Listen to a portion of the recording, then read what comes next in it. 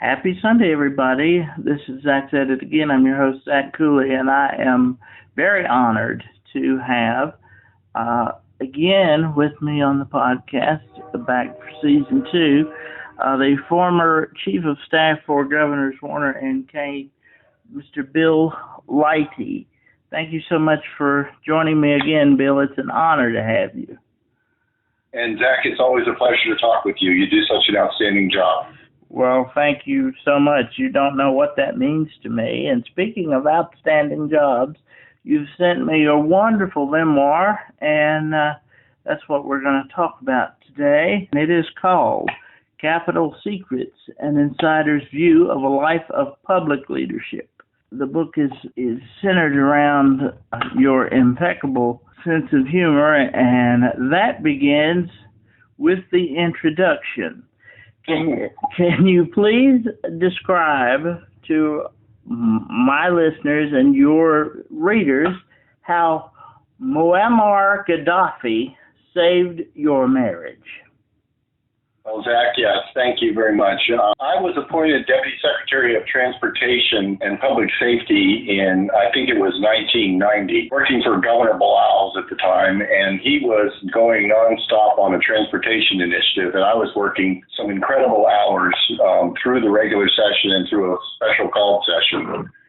And I was working such hours that our neighbors actually gave condolences to my wife, thinking that I had left the house pending a divorce. Hadn't seen me for so long. Right. So the special session was over, and I came home, and my wife said, "Thank God that's over with. Now we can get back to a regular life." And I said, "Yes, we can." She said, "I thought we'd go for a picnic tomorrow at Maymont Park." And I said, "Well, not so fast. The governor is been asked to fly off the coast of Virginia to a Navy aircraft carrier and observe flight operations for a couple of days, and he would like me to staff him for the event." Being a Marine, that was fantastic opportunity for me, and I was adamant that I was going to go. And she was saying that, since I needed to get reacquainted with our 5-year-old son, that if I went, she was going to change the door locks in the house, and it was going to be over. So we got into quite the fight, lasted till about 2 o'clock in the morning, went to bed mad. Got up the next morning, made my ritualistic peanut butter and jelly toast that I make every morning. But I went to get the peanut butter, and there was no peanut butter to be found. So I went to the pantry to get a new jar of peanut butter. And when I opened it up, it said, "Screw you." Mm-hmm. And I knew at that moment that the fight was not over. Mm-hmm. And so I made my coffee, and I sat down with my toast and started thinking about, okay, now what's going to happen? And the phone rang. And it was the governor's office, and overnight, Muammar Gaddafi had fired missiles at an aircraft in the Mediterranean, and the Mediterranean fleet ordered the aircraft carrier to return back to the Mediterranean. And so the trip was canceled, and the governor was not going to be going. So my wife came downstairs and said, "So what did you decide about for today?" And I said, "I decided it's a beautiful day to go have a picnic in Maymont." And so that was solving one of a very difficult situation.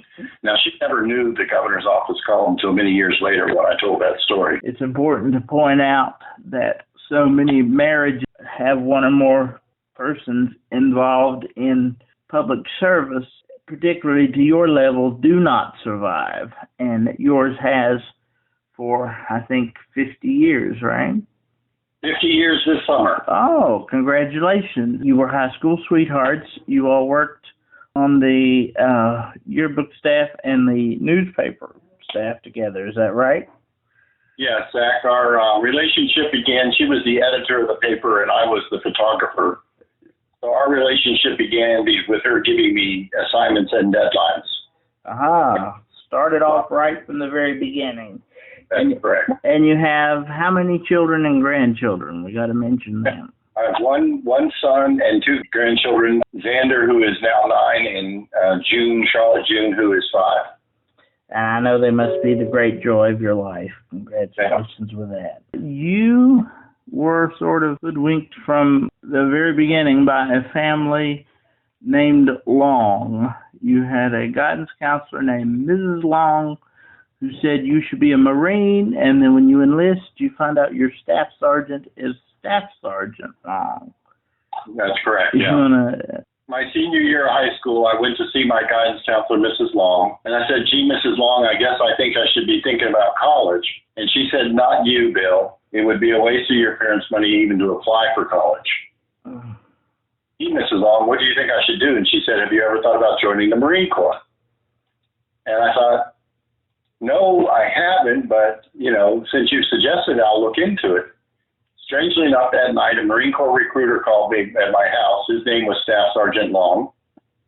And I'm sure people will make that connection quicker than I did. Offered me the opportunity to sign up for 4 years. He promised me that if I signed up right away, he'd make me a combat photographer and get me to Vietnam before the action was over. So I signed up on a 4-year hitch with the promise that I'd go to photography school, and the Marine Corps immediately sent me to computer repair school.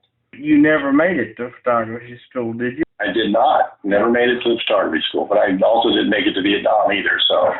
But there were some interesting experiences for you as a Marine, some of which you can read if you read my column that's coming out on March 29th to promote your book. But I would like for you to tell the story, if you would. Why do some heroes wear aprons? Okay. So I got my orders. I was at Camp Lejeune. I got my orders to go to 29 Palms, California. And my dad had bought me a 1965 Mustang as a graduation present for both high school and the Marine Corps boot camp at Parris Island. I graduated the #1 person in my platoon, so I got special treatment out of Parris Island with a pair of dress blues for me to wear. In any event, I got my orders to go to 29 Palms, California, and as a lot of military people do, I decided I was going to drive straight through, not want to wasting any of my leave days.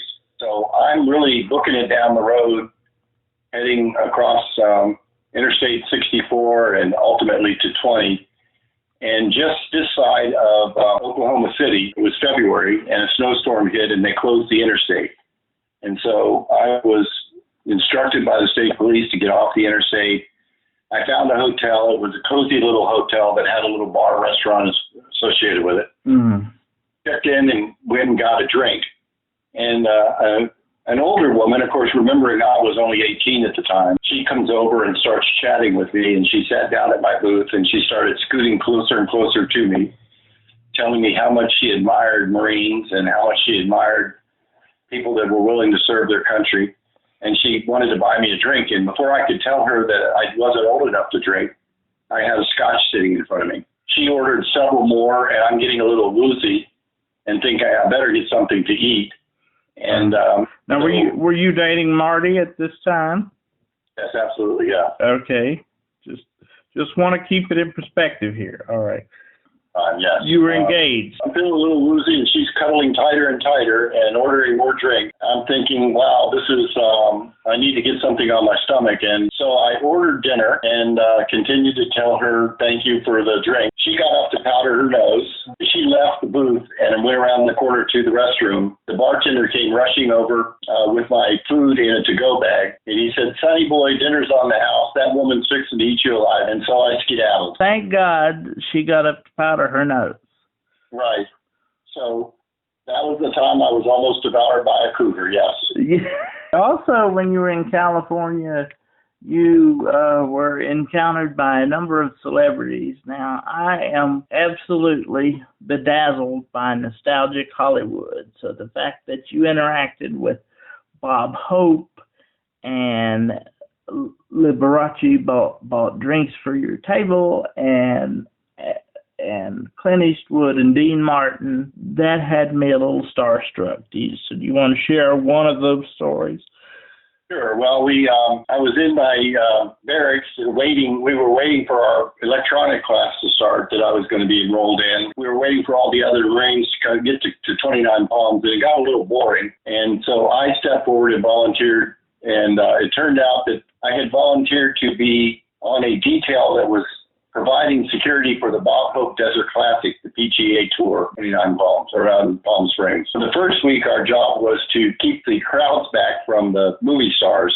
And then the second week, we carried radios and called in the scores of the pros. But for the first week, I was on a security detail for Clint Eastwood, Bob Hope, Don Knotts, Dean Martin, Glenn Campbell was also there. It was pretty cool, pretty heady stuff. And so, hey, when I'm with Clint Eastwood, he turns to me and says, "Marine, would you buy me a beer and a hot dog?" And he handed me a $5 bill. Now, back then, you could get a beer and a hot dog for $5, so that wasn't big. But I got him a Coors and a hot dog, and he swallowed the hot dog in what I thought was one gulp, and he downed the beer, and he twisted the can, and he handed it to me after he finished the beer. And I thought, oh, my gosh, what a great memento I'm going to have here of my time with Clint Eastwood. Of course, that evening, as I'm heading back to the bus, a sergeant comes over and accuses me of drinking on the job and confiscates a beer can. So I never got the beer can. And you had drinks with Tom Hanks, too. Is that correct?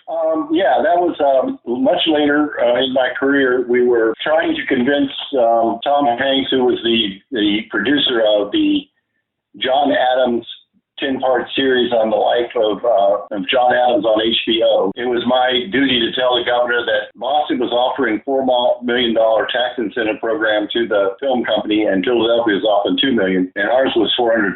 And Warner said, "Leighty, it's not about the money, it's about relationships. The problem here isn't the money. The problem here is you haven't had Tom Hanks set up to have drinks with me." And so then I had to set up for Tom Hanks to have drinks with Mark Warner. So we have drinks at like 12:30 in the morning on a Sunday morning. It's the only time that Tom Hanks could do it. 30 minutes past midnight. That's correct. And so he shows up at the mansion, virtually in the middle of the night.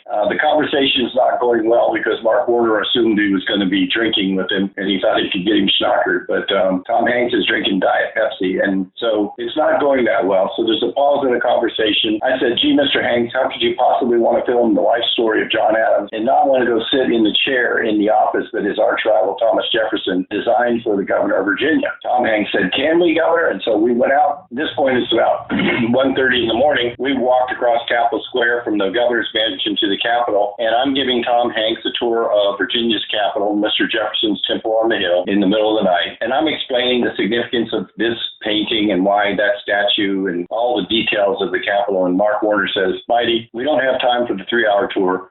Give him the 30-second tour." And Tom Hanks said, "Oh, no, Governor, I love history. I'm absorbing every word he says." And Mark Warner said, "I wouldn't if I were you, Tom. He makes most of that up." Did you get the 3-hour tour then? Well, he got a longer tour, but I got the point. I got a little more abbreviated.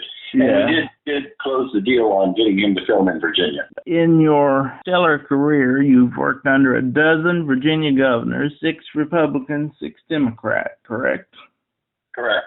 And that began around 1978 when you joined the Virginia Department of Taxation as a research economist. And that was under Governor John Dalton. Yes, it was. Mm-hmm. Then you are asked to help out a fellow Marine who was running for Lieutenant Governor of Virginia, whose name was Chuck Robb. Then you become on the Senate Finance Committee by Virginia Senator Ed Willie. And that is the man you consider to be the greatest mentor of your life. Absolutely. Would you like to say something about him? Well, I started with him, and really Paul Timmerick, who was the staff director, had recruited me, but it was up to Senator Willie as chairman of the Senate Finance Committee to make the final decision as to whether I joined the staff or not. So I interviewed with him. We're talking about a man who, when governors wanted to talk to them, he made them come to his office. He would not go to the governor's office. So he was a pretty powerful individual. We concluded the interview, and he said, "So you know what your job's going to be, son?" And I said, "I think so, sir." And he said, "Well, your job is going to be to know the answer to every question I may ever be asked." And I said, "Yes, sir." And he chuckled a little bit and said, "You're a bright young man, but no one can know the answer to every question I may ever be asked in my life." He said, "But you can always know who knows the answer to the question." So your job is to build a professional network and a social network so strong and so wide that you will always know who knows. And if you do it correctly with the right level of trust and confidence, people will often tell you the answer to questions I'm going to be asked before the questions asked of me. So building your network was a very strong mentorship component of what Ed Willie taught me. Yes, the success of your career comes with a great deal of self-confidence. And where would you say your self-confidence came from? Marine Corps. Around this time, the House of Delegates Finance Committee was chaired by someone who is a native of my hometown, Whitfield, Mr. Archie Campbell. Can you tell me about your memories of working with him? He was chair at the beginning of my career when I was working for Ed Willie, and part of my job for the Senator Willie was to monitor the House Finance Committee to know what they were up to, so that when the Senate bills came over to the Senate, we'd have a heads up as to what kind of discussion there was about them.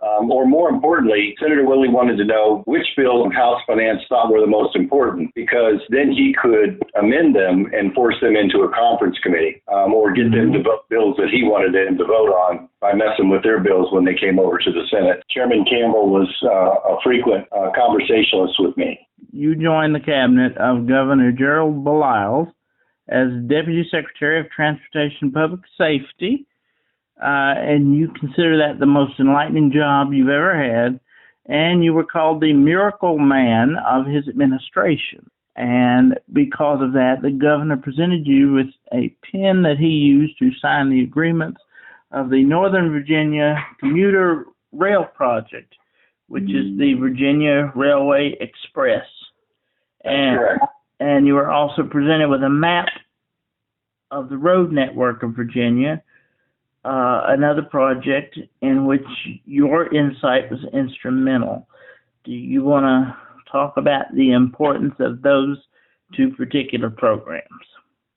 Well, I'll start with transportation, because Governor Baliles recognized that the economy of Virginia was quite dependent on a strong transportation network. And so he created the Commission on Transportation in the 21st Century, which was made up of a number of very significant Virginians from across the Commonwealth. And their job was to come up with long-term and stable funding for transportation. And so we had a fairly significant tax package that increased the taxes to generate money for the road projects that he wanted to undertake, cajoling the members of the General Assembly into passing first the desire to do the study, and then second, the actual tax increase was a fairly significant part of my responsibility as a deputy secretary. We were successful in doing that, and one of the other assignments he gave me was to put together the Northern Virginia commuter rail, and he basically told me that there were a bunch of people in Northern Virginia that wanted to do commuter rail. We had no commuter rail back then at all, any. He thought that was an admirable project, but it was not something that he thought would happen during his administration. And so he wasn't going to spend a lot of time on it, but he had no problem sending a young deputy secretary to do it. So I negotiated with the railroad, negotiated with all of the jurisdictions of Northern Virginia, with the insurance companies, with all sorts of people to create a set of operating agreements. And we were able to sign those actually a week before the election of Doug Wilder. So it really did happen on Governor Baliles' time. So, wow. Just under the buzzer, but you made it. Yep. Okay, so then Governor Doug Wilder comes in, and you serve as Deputy Commissioner of DMV, and then Assistant Director of Commission on Government Reform under George Allen. And then Jim Gilmore appointed you both to the Commission on Performance Management and to the University of Mary Washington Board of Visitors. Then in 2002, you hit the peak of your career by becoming Chief of Staff of the newly elected Governor Mark Warner. Now, 2002 was a very crucial year to be appointed. It was, I think you called it, the year of unrelenting disasters or something like that. That's correct. Can you speak to that a little bit? Well, we We had our first school shooting within days of the inauguration at the Appalachian School of Law in Abington, where we had 3 students, I think, were killed and others were injured. So we didn't really get much of a break even to start with. But then we had, joining on that, we had the tire fire in Roanoke, where a 13-year-old boy thought he'd like to see what a tire looked like when it was burning, except that it was leaning against 4 million other tires. Oh. We ended up with a massive tire fire, which is not easy to put out, in Roanoke, Virginia. At the same time, we were dealing with a statewide drought that was unprecedented for modern times in Virginia, that we were having to deal with water shortages and towns and small cities running out of water. So we had to deal with that. We had a Christmas tree blight, which also affected a lot of people in the valley and up and down the mountains, because Christmas trees are a fairly large cash crop for Virginia. Mm-hmm. Then we had the avian influenza, which struck. Or bird flu for the... Zach, you know the difference between bird flu and swine flu, don't you? I would say one's a bird and one's a pig. With bird flu, you use a tweetment. With swine flu, you use an ointment. Aha! I see. I knew there was something that I couldn't uncover, but there you are. Yeah. And let me back up by saying that when you started, and we're not even through all the disasters that you had to endure yet right. as chief of staff, but when you started in 2002, for those who were not alive or can't recall that, that is on the heels of 9/11, which is the biggest tragedy, the biggest national tragedy of my lifetime. I mean, I was a junior in high school, and it was simply unfathomable. But then the world changed. In my daughter's lifetime, who's 8 years old, words like COVID-19 and pandemic and face mask will be forever etched into her vocabulary. But for me, in my lifetime, it was 9/11. And that we weren't over that yet when you got into chief of staff. And then you're talking about all these things. And then there was more than 200 of Virginia's 950 poultry farms affected by the bird flu. And then you've got the D.C. sniper incident and the hurricanes Isabel and Katrina. And then the unimaginable shooting at Virginia Tech, which is still very difficult for many of us to talk about. You said in November when we talked for my 900th column, thank you for that special honor, that you still become emotional when talking about Virginia Tech, but that is also when you hit the highlight of your career by meeting the Queen of England, which was the whole subject of our podcast last time. Yes. And there's a wonderful, entertaining chapter in the book about that. But for all of your efforts, you were awarded, among other honors, for your support of the Virginia National Guard during Operation Enduring Freedom. You were awarded the Virginia Distinguished Service Medal.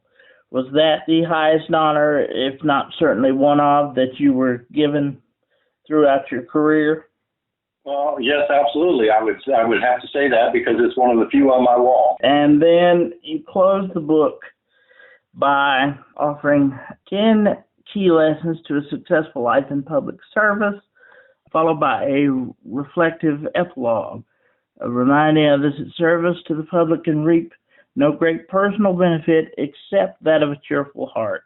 And the Marine motto of improvise, adapt, and overcome has been a lifelong creed for you, and those things have led you through. And your story has greatly inspired me as someone with a physical disability. Even though we have served very different lives, it has been too often for me that I have felt like the odds are too stacked against me and I feel defeat before I even start. But your approach to your life and your work really inspired me, added a lot of color to a lot of things that I view that are very gray. And as you said, to end your book, life is truly wonderful, and even more so if you have fun along the way. And I certainly believe that that's true. So thank you for inspiring me with your story, and thank you for the honor of knowing you, sir. You, Zach, and it's an honor knowing you. Well, I have to tell people before we close, you have given me probably the biggest honor of my life by asking me to be a part of something truly special. Would you mind telling what that is? Well, Zach, on May 4th at the Library of Virginia, I am doing a book event, a book reveal, if you will, and signing, and a chat with the audience. And I've asked you to be the moderator for that evening and to help navigate the audience through the book, much as we're doing with this podcast here, talk about your highlights and stimulate, hopefully from them, some conversation about what they also liked about the book. Well, I must tell you that, and you must forgive me if I get slightly emotional in telling this, but I'm so glad to have the opportunity to tell you what this means to me. As a disabled man who, because my wife draws disability for a heart condition, my 8-year-old daughter draws from her. And from that combined income, I, the most obviously physically disabled member of the household, do not draw a check. I make a whole $12 a week for what I do in these articles, but I put as much time into them as anyone salaried on a newspaper. But yet we still manage to, when the world or the government and or world is trying to basically get rid of disabled people and move us off the planet, I still am able to pay my own mortgage and have a career despite what little I'm being paid. And the opportunity to be in front of the Virginia elite so they have an opportunity to see a disabled person as a professional and as a contributing member of society means more to me than I can put into words. And the fact that you chose me for this event simply because you appreciate what I do as a professional, that means more to me than I can ever put into words. But I wake up every morning and some part of me wonders, is this the day when the bottom is going to fall out? When could it possibly be the day that I'll have to go to a nursing home and leave my family, who needs me as much as I need them? To be asked to do something like this at this level, you can't imagine what this means to me. So I express infinite gratitude to you for this opportunity.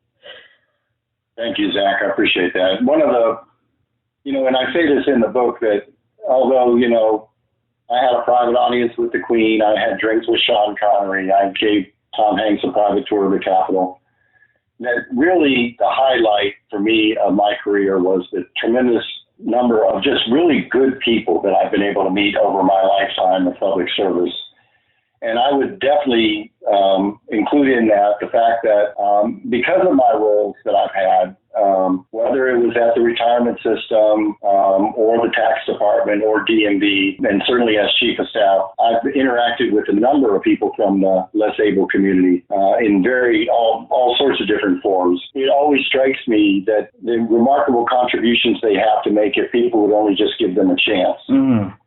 And so I don't see that I'm giving you a chance because, quite frankly, you did such a remarkable job on the first podcast and on your writing your columns that I instantly thought of you when the library said, we need somebody to moderate this. So thank you for doing it. That is an unfathomable honor to me, and I will always carry that as a highlight. So thank you for, even though I haven't met you in person yet, thank you for what you have already done in my life and career, and thank you for what you've done for the state of Virginia, and thank you for what you continue to do. You are one of the people who are a true hero and truly make a difference. Thank you. Appreciate that, Zach. All right.